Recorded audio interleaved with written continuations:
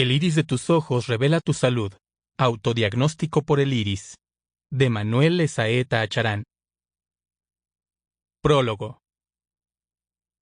El avance, que entre nosotros cada día toma el fanatismo médico, estimulado por los crecientes intereses que prosperan a la sombra de la enfermedad, hace necesario ilustrar a las gentes sobre lo que a la salud se refiere. La ignorancia del público en esta materia constituye el campo fértil en que prospera el charlatanismo pseudocientífico. Y, a medida que éste avanza, retrocede la salud pública.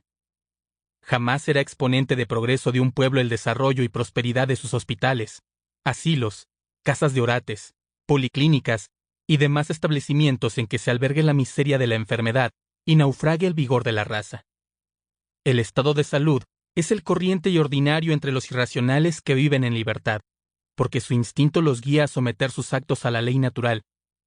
Pero en el hombre el instinto está casi sustituido por su razón o sentido común, y como desgraciadamente son muy pocas las personas que hacen uso de esa facultad divina, tenemos prácticamente desarmado al ser humano, que por esto vive en permanente enfermedad crónica.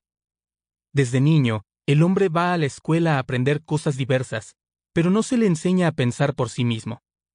Cuando esta enseñanza debiera ser la base de toda instrucción, bastando ella sola para preparar al individuo a luchar con éxito en la vida. Conocimiento sin lógica no es ciencia. De aquí que en medicina lo que no se puede explicar lógicamente, lejos de constituir una verdad científica, solo es una trampa. Para resolver el problema de la propia salud, es menester, pues, pensar y discernir por sí mismo y no abandonarse en manos de extraños, sino en caso que se nos convenza de la lógica de los procedimientos que se nos aconsejan. La verdadera ciencia no se asila en los laboratorios, ni se capta a través de los aparatos, ni se aprende en los libros y mucho menos en los cadáveres. Ella vive y palpita en la naturaleza y se adquiere por la propia observación de los fenómenos naturales y por la propia experiencia. Solo la razón, libre de prejuicios, lejos de los dogmas y en rebeldía con las llamadas autoridades, es capaz de hacer progresar las ciencias. Interesantes y variados son, sin duda, los estudios de la escuela de medicina, pero ellos tienen por objeto la enfermedad y no la salud. Además, aquí no se enseña a pensar con propio criterio al futuro médico, que más tarde se verá constantemente rodeado de tinieblas y sin más luces que los dogmas, teorías y prejuicios, condenados a fracasar a la cabeza del enfermo que con su vida pagará frecuentemente tanta ciencia. No olvidemos que para ser sabio no basta tener conocimientos, sino comprender lo que se sabe. Mientras el enfermo necesita, se observen sus funciones orgánicas para establecer la causa del desarrollo funcional de su organismo, que constituye la enfermedad. El médico solo ha aprendido a estudiar el cadáver e interpretar las conclusiones del laboratorio. Se comprende entonces que el paciente se conforme con morir prematuramente, pero con los auxilios de la ciencia. Si la observación personal del médico es sustituida por la investigación a través del microscopio, rayos X y demás recursos de laboratorio, se anula el propio discernimiento y se somete a la razón a conclusiones ajenas al problema que se trata de dilucidar. Los elementos de investigaciones hoy, consagrados por la medicina facultativa, descubriendo solo el efecto de una causa que continúa en el misterio, constituyen el error fundamental de la ciencia universitaria.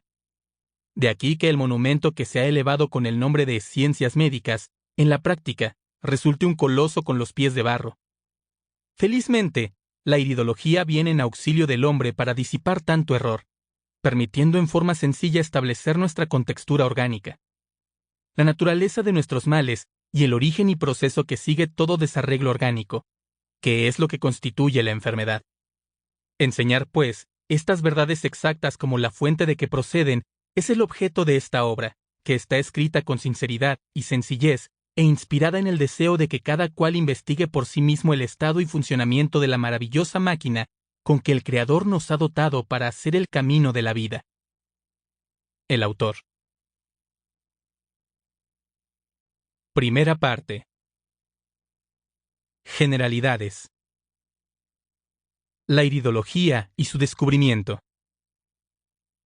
Iridología es la ciencia que tiene por objeto el estudio del iris de los ojos para descubrir en él las características de una persona. Sample complete. Ready to continue?